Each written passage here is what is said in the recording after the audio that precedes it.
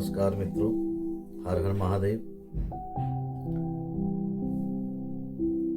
प्राकृतिक या नेचुरल ध्यान लगना, जैसे पिछले वीडियोस में बताया गया कि जब हम उस सर्वव्यापी परमात्मा का चिंतन, मनन, सुमिरन बारंबार करते हैं, तन्मयता से करते हैं,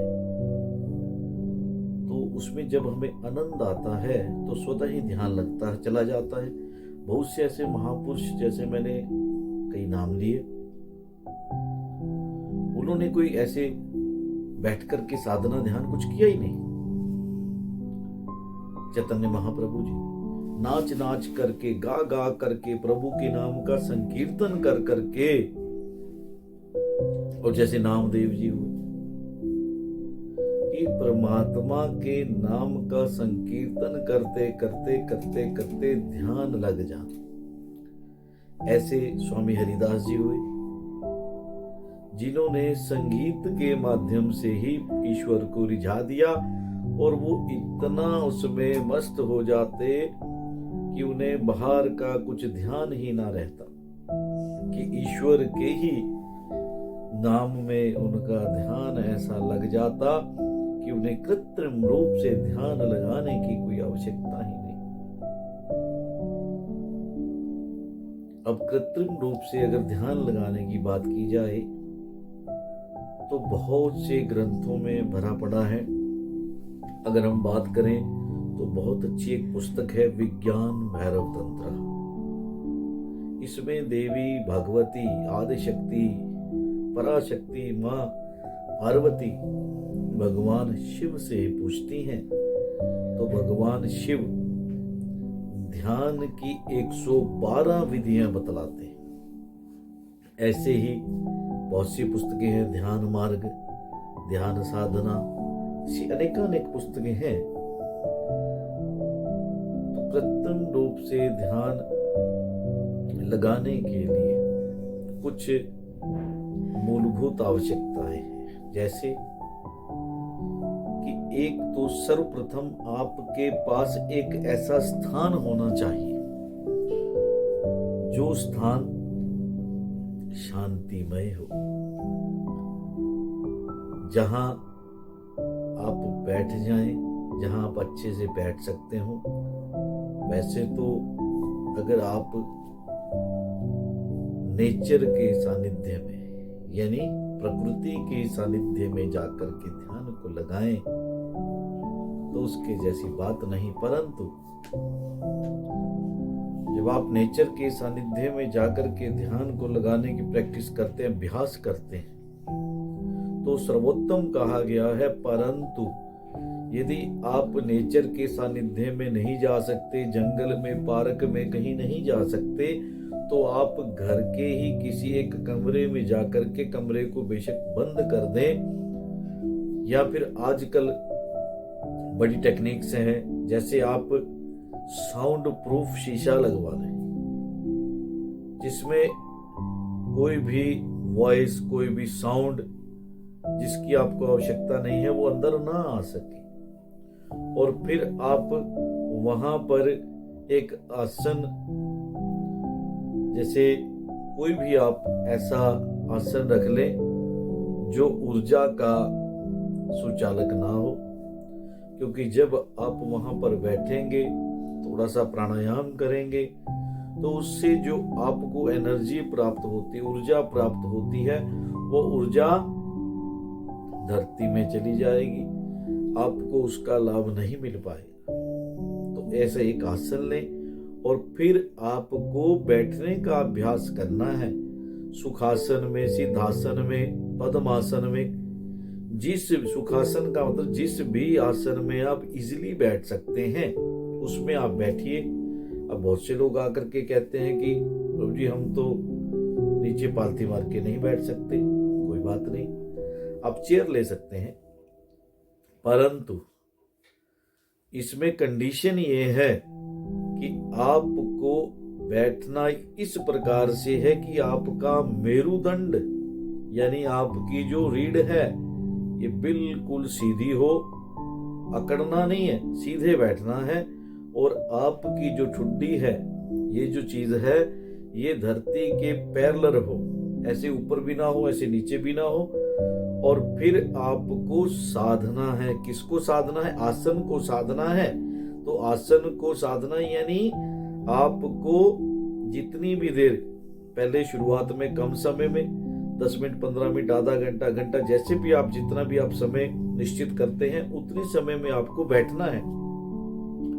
लेकिन आप बैठ कैसे पाएंगे? यदि आपका स्वास्थ्य ही ठीक नहीं है, आप स्वस्थ नहीं हैं, तो आप नहीं बैठ पाएंगे। तो उसके लिए आपको अपने आप को स्वस्थ रखना है सर्वप्रथम। जब आप स्वस्थ होंगे तभी आप बैठ पाएंगे।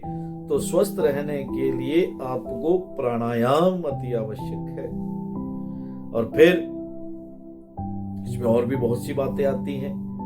जैसे यदि आप सारा दिन सांसारिक विषय वासनाओं में, सांसारिक कृत्यों में, सांसारिक बातें ही आपके माइंड में यदि घूम रही हैं, आप बैठेंगे। अब बहुत से साधक आते हैं, कहते हैं कि हम बैठते तो हैं, बड़ी बड़ी देर बैठते हैं, लेकिन हमारे जो ध्यान लग ही नहीं पाता, विचार रुक ही नहीं पाते।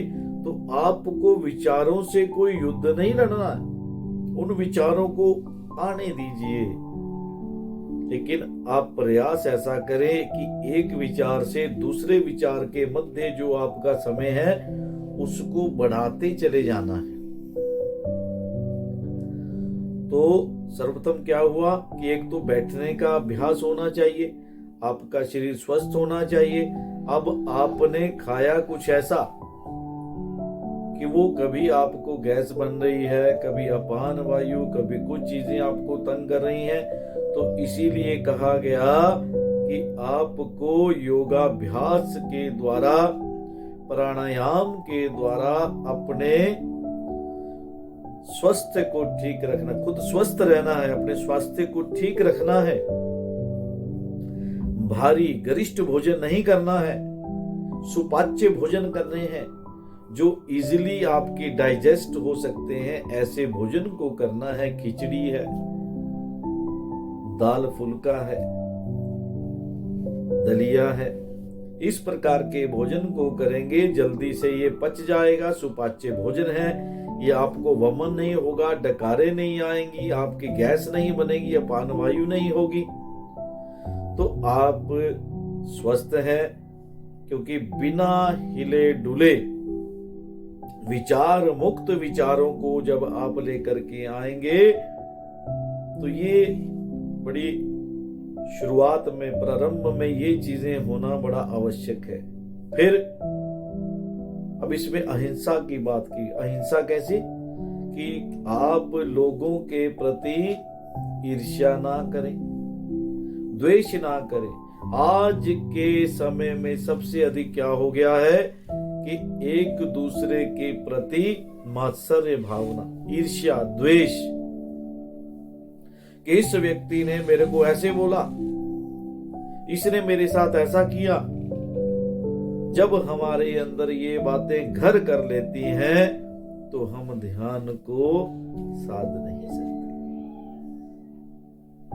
और अब बहुत से लोग आते तो प्रभु जी, जब हम सांसारिक कृत्य को करते हैं तो वो हमारा पूरा उसमें मन लगता है, लेकिन जब हम ध्यान की बात करते हैं, ध्यान के लिए बैठते हैं, तो हमारा उसमें ध्यान नहीं लग पाता। क्योंकि जब आप सांसारिक कार्य को करते हैं तो बड़ा मन लगा करके करते हैं, लेकिन जब आप ध्यान के लिए बैठते हैं तो आपका मन इधर उधर घूमता है। अब यदि आप मन को वश में नहीं कर पाते, इस तो वेद का मंत्र है, ओम जजाग्रतौ दूरम उदयति दैवंत धूसुपतस्यै तथैवैति दूरंगमं ज्योतिखान ज्योतिरे कंतन में मनाः शिव संकल्पमस्तु। कि हमारा जो मन है हजारों हजार वेगवान घोड़ों से भी तीव्र दौड़ता है, यदि हमने इस मन को कोई कार्य ना दिया तो ये इधर उधर भागता है। इसीलिए जब ध्यान में बैठना है तो कुछ योगी जनों ने कहा है कि यदि गुरु प्रदत्त मंत्र है या कोई मंत्र है, उस मंत्र का मन में अभ्यास करना, बोलना, मन ही मन में उसका ध्यान करना, या फिर योगी जनों ने कहा है, गुरुजनों ने कहा है, ओमकार पर ही ध्यान केंद्रित करना। ओमकार क्या है कि ओमकार जो है प्रणव अक्षर है कि ओमकार से ही ये सारी सृष्टि का प्रादुर्भाव हुआ है।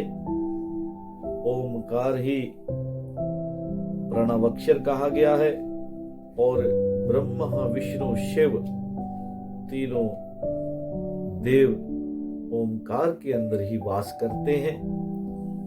तो ओमकार की छवि को ही कुछ लोग ध्यान में ला करके उसके ऊपर अपने ध्यान को केंद्रित करने की प्रक्रिया बतलाई गई है।